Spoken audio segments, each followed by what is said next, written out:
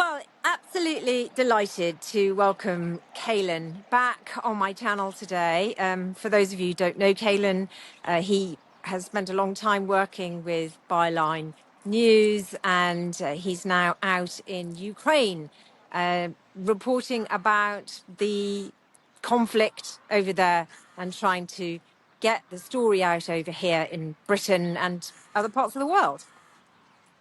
How are you That's doing, it. Caolan? I'm The really last good. How time are we you? spoke, you were in Odessa, and you're in Kiev now. Is that right?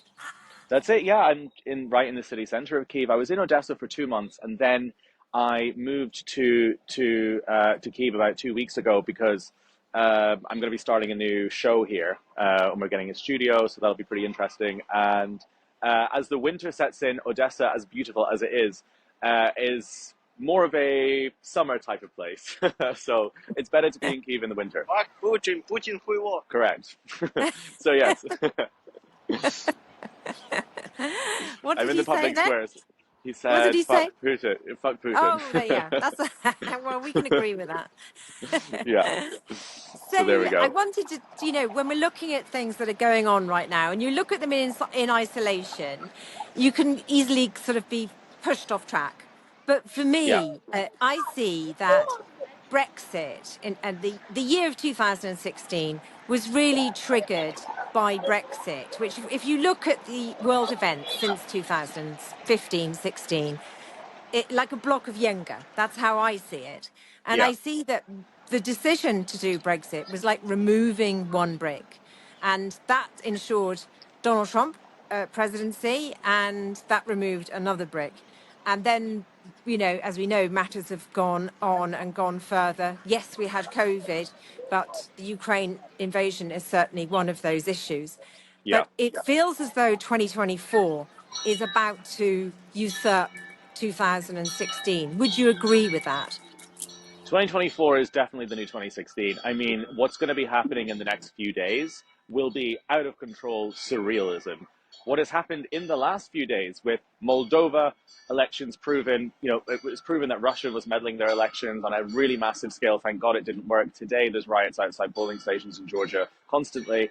There's fights going on there because Russia is heavily meddling in the Georgia elections. He's put his thugs into that country. And we're going to be seeing chaos at the US election. If Harris wins, there's going to be bordering civil war with Trump supporters. If Trump wins, then we're going to see the destabilization of the West, because it's now come out that basically him and Elon and all of them are in the pocket of Putin.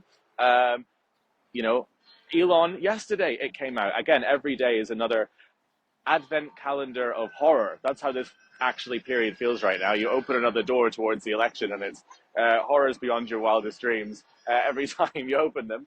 And we had it proven that Elon was on the phone to Vladimir Putin since 2022, which, by the way, isn't just immoral and disgraceful, but a national security risk because he's got defense contracts. This compromises the Pentagon potentially. So I think everything is going to start destabilizing. Everything's going to start to feel like it isn't real very, very soon. And I think this is just the tip of the iceberg. Everyone, even here, is kind of holding their breath in a lot of ways. Everything is on hold. That's how it feels in Ukraine as well, until the 5th of November. And it almost feels like the world is on hold until the 5th of November. Moldova was the first little step. Georgia, now we're seeing it crumbling. And when this happens, God, it's going to be unbelievable. And with Brexit, I mean, all this vindicates Brexit because the same people that are involved in the Trump campaign, the same people that were photographed in his elevators were the people that campaign funded and pushed the Brexit campaign. Those people are all very quiet at the moment as well. I don't know if you've noticed, Wigmore, all of those people are suspiciously quiet lately, probably hiding out in Moscow somewhere at the BRICS conference with the UN leader as well. But yeah, no, so it vindicates all of the predictions that you had, and it's going to be I think it's going to be a disaster. Yeah, but yes, it is. I think whoever wins is there's going to be a lot of conflict and problems. But the Yeah. most astonishing thing is that the people are deciding with Donald Trump in Britain. Rees-Mogg is one of them. I mean, he's openly come out and said that he would vote for Donald Trump. Liz Truss, Boris Johnson, Nigel Farage. And when you look at the polls in Britain, you know, Trump is really, really unpopular. Most people wouldn't vote for Trump. And yet they don't question the position of these high-profile former politicians and some still politicians and their Trump allegiance, because Trump, in effect, is a puppet of Vladimir Putin. And you know that's just doesn't. I can't understand why people can't make this connection. Um, It's because Russian disinformation has been so successful. Whenever anyone talked about the Christopher Steele dossier or Brexit being related to Russia, Russia put a massive campaign behind discrediting it, saying the Russia hoax, the Russia hoax. The term the Russian hoax came from the Kremlin. This was a Kremlin term to discredit all of this. And it makes people question whether there's any validity in a lot of it, which is why people don't really believe it, which is why people are thinking there's two sides to it. Oh, maybe it's true, maybe it's not true. You know, back in 2016, 2017, when I was hearing these things, I thought it was a Russia hoax. I heard that term loads of times on my newsfeed, and I thought, oh my God, liberals and lefties going on about Russia, Russia, Russia, Russia. They just can't accept that they lost the referendum. But there was validity in it, and we're seeing it all now. And it was a very successful campaign from the Russians. The Russians are not very good at having a functional society. They're not very good at law and order. They're not very good at treating human beings properly, but they're very good at lying. And so they're very good at propaganda, and they've been polluting our countries with propaganda for decades. They were responsible for the Southport riots that we saw as well, the Kremlin-linked accounts that were spreading misinformation about the stabbing. So we've had race riots because of this. Today, Tommy Robinson in the capital of London is holding more riots and protests and mess and chaos. Who has been to Moscow, who was invited to Moscow just before Putin tried to take this country back in 2021 to premiere his documentary. So connected to everything where there is chaos in Britain is connected to Russia. And it's the same here, but it's much more physical. And it's the same in America, what we saw with January 6th, because it's about making people not believe anything. Again, I didn't believe that the Russia stuff was true. I thought, if I met you back then, I would have thought you were mad. I would have been like, oh my God, she's buying into the nonsense. Whereas actually, I was buying into the nonsense. It's crazy. But it was very successful, and that's why it's so depressing, and it continues to be successful, you know? Tony Blair this week has come out and said that there needs to be a negotiated settlement with Ukraine. I mean, what does that look like?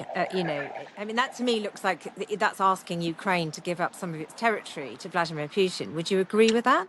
Yeah, this kind of rhetoric is not okay. Putin wants there to be a negotiation settlement. The only negotiation that can possibly exist is that Russia gets the fuck out of this country and the original borders are restored. You know, if China or a foreign invader took Wales or took Scotland or took the southeast and there was a huge battle there, the negotiations wouldn't be, oh, well, we'll let them keep it, but they'll just stop firing weapons at us. The negotiations are, you go. So that's what's so ridiculous about all of this. But the push that Putin has been doing into Ukraine at the moment, which is why we're seeing a lot of advancements in the East, and we're also seeing a huge amount of disinformation in the West. We've also seen politicians being paid off, is to put into the idea of people's minds that Ukraine cannot win this war.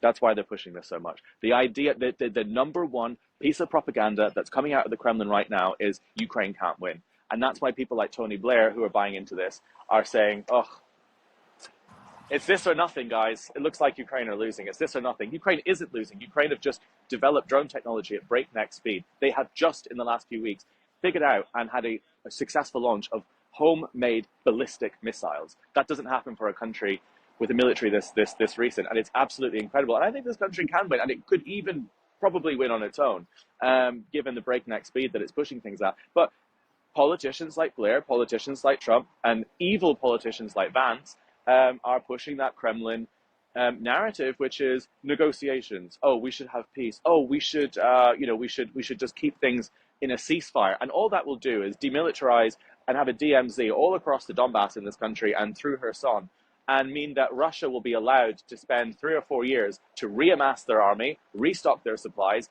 and then come back and take this country again. That's all that's going to happen. It's not stopping the war, it's postponing it. It's just unhinged and ridiculous. And Tony Blair shouldn't be pontificating on anything at this point. You know, it's what the fuck. Well, obviously he's going to have some influence on the government here, and so it is, trying to find out what their mindset is and what will unfold. Because if Donald Trump wins, then we are into a very difficult position with the West splintering. And Yeah. will the UK fast forward back towards the EU? Or will we still continue to sort of try and do this halfway house, which is meaning that we're pretty much powerless, really? But it seems to me that there is, I can't see any solution to the mess that we're in. And No. if I was in charge, if I was in power, I would immediately go back into the single market and customs union, because Yeah, that but that's what everyone assures in us of Britain wants. security. Like, all the people I've interviewed who voted Brexit didn't just say that they regretted it. They said they regretted it and they wanted to rejoin. And these are post-Brexiteers. Imagine what everybody else is thinking. Most people would be happier off in the European Union. The living standards and quality of life in Britain is a disaster at the moment. Everyone that I've spoken to who's still in the UK, it seems like they're having a terrible time. And the Prime Minister seems more interested in placating the Tory voters and being sort of down the middle about everything. And it's like, it doesn't matter. It doesn't matter what Tory voters think. They are basically irrelevant at this point. The Tory party is gone. Move on. The funeral has happened. Now we can actually start But the real thinking about what Britain wants. basics are that Brexit is destroying our food security and our energy security, and we're in a very difficult position. Hmm. I mean, really, the EU can hold us to ransom on these things and get what it wants in the negotiations, because we rely on them for energy and for food. So Hmm. I don't understand why Keir Starmer would want to weaken us to such an extent that we are being held hostage as such by the European Union, unless he wants to leverage that to get us back in. That's the only thing that makes sense to me. If he is someone that understands that we need to repair the damage of Brexit. I think he just wants to move on from it. I don't think he wants to deal with it and deal with the conversation around it. I think he just wants to shut it down and move on from it. He doesn't. Don't think he really cares about what the people of Britain want or need or think at the moment. I think he just wants stability for himself and his cabinet. That's it. I think it's just he just wants everything to be nice and peaceful and quiet, and for everyone to just have a cup of tea. Well, that's not what we need. We need a triple espresso and to fucking 360 everything that's happened in this country, in Britain, for the last 12 years. But I think everyone is just so depressed with this. No one was really excited for a Labour government. The Labour were elected because everyone hated the Tories so much, and people didn't expect that much, but they expected more than this, like at least more than this, you know? Well, no, I agree. It's been a cocktail of absolute disasters on all fronts, and he would have been a lot more popular to sort of go, okay, I promised not to touch Brexit, but actually that's the first thing I'm doing. I think everyone would have fallen in love with him by then.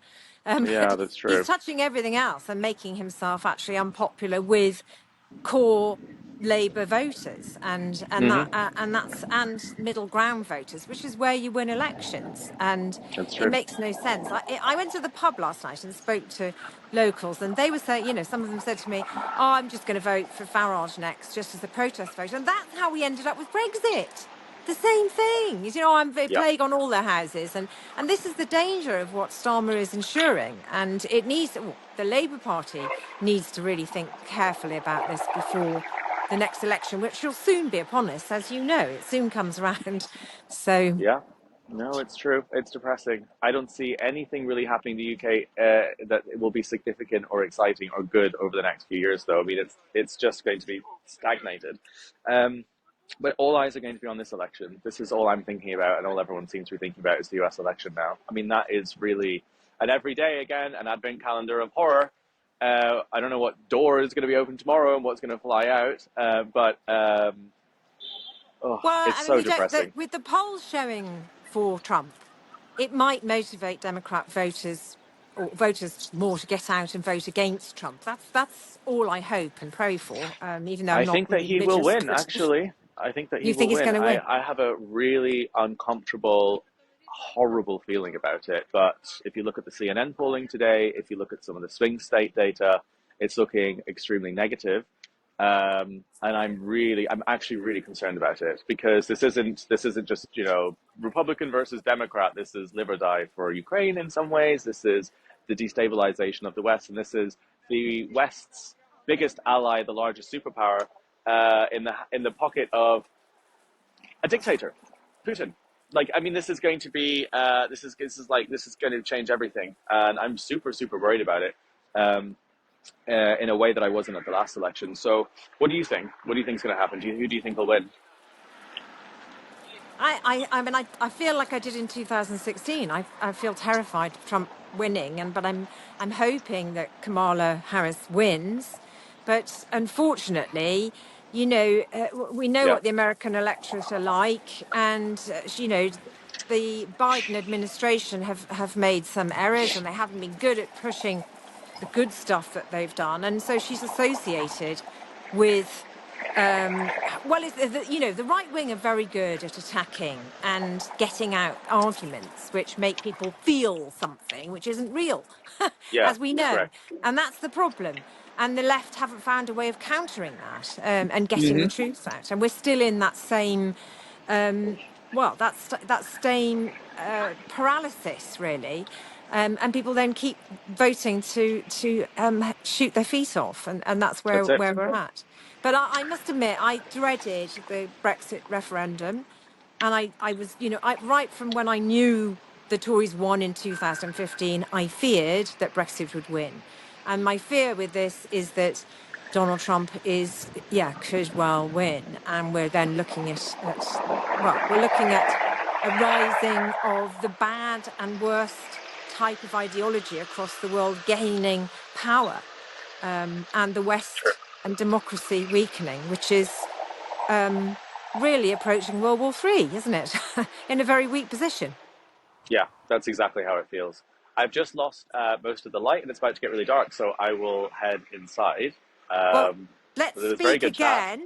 again, maybe either just before the election or maybe just after, or if Yeah, there's any seismic events, we'll speak again. But take care. Don't go near any action. I won't until after the election. Then I will go east. Oh So I'm going to no. stay here for now. I'll stay here for now, though. It's okay. Safe here. Nice warm All blanket right. of air defense. Take care. You too, Liz. Okay. Thanks for talking to me. Bye. All right, let me just start recording.